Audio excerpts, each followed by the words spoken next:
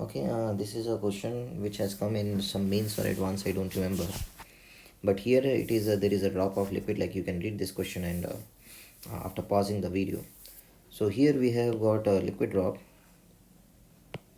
Now this is a liquid drop. The thing is that it is evaporating.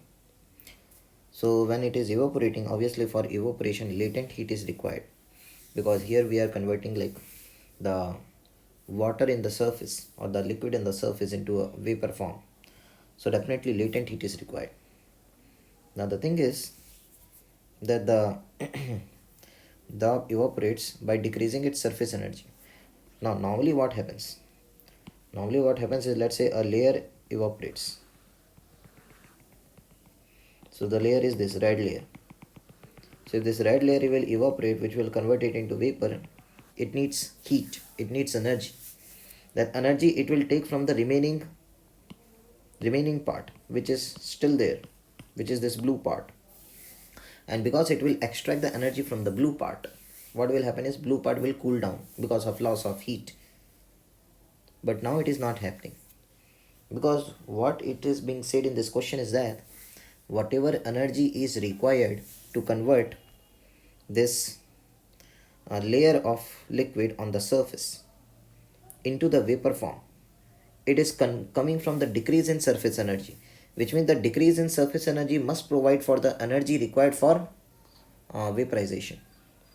Now obviously the surface energy is reducing, because surface energy is equal to what? So if you want to write the surface energy, it will be equal to the surface tension sigma into the area 4 pi r square.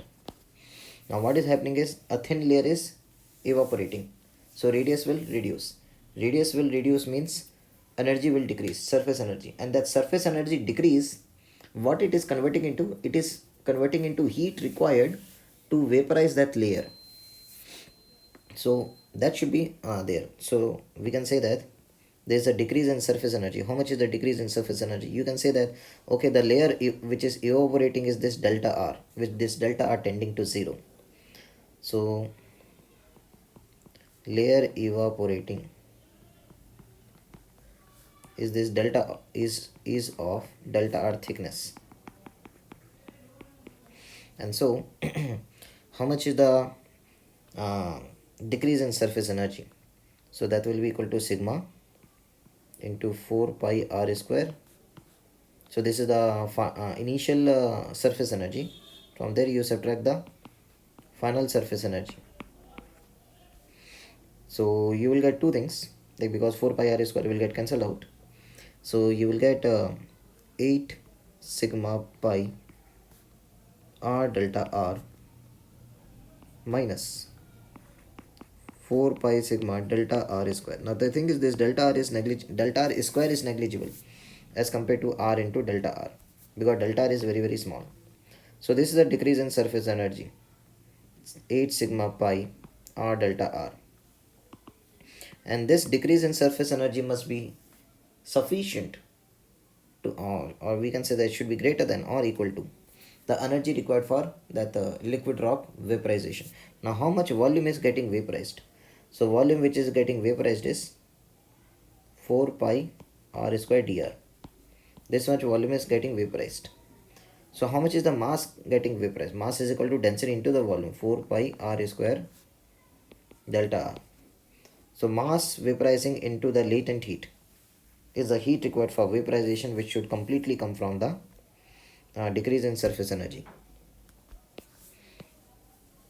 Pi gets cancelled out. In fact, one of the r also gets cancelled out. So you get that r should be less than equal to 8 sigma by 4 L rho, or r should be less than equal to 2 sigma by L rho. So r should be less than something. So there is an upper limit on the value of r, 2 sigma by LP.